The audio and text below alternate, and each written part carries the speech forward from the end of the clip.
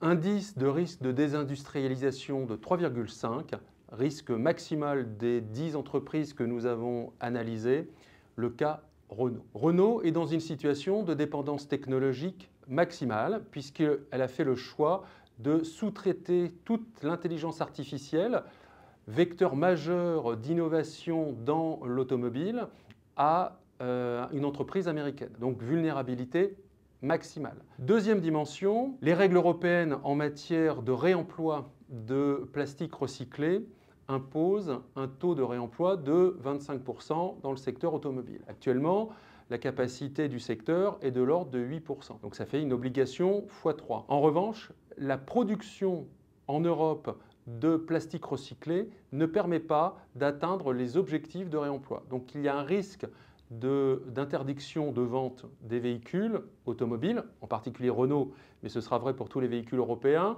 de par la norme en matière de réemploi. Il va y avoir un goulot d'étranglement, pas assez de matière de réemploi utilisable, donc les produits ne pourront pas être vendus. Troisième élément, la stratégie de Renault d'un point de vue international est floue et peu claire. Quatrième point, ce groupe a aussi été touché par un certain nombre de controverses sur la gouvernance de l'entreprise et du groupe. Cinquième élément, eh bien, la transition technologique de Renault en direction du véhicule électrique nous laisse penser que Renault va perdre ou diminuer son ancrage territorial français. Donc nous avons mis Renault comme étant en zone rouge.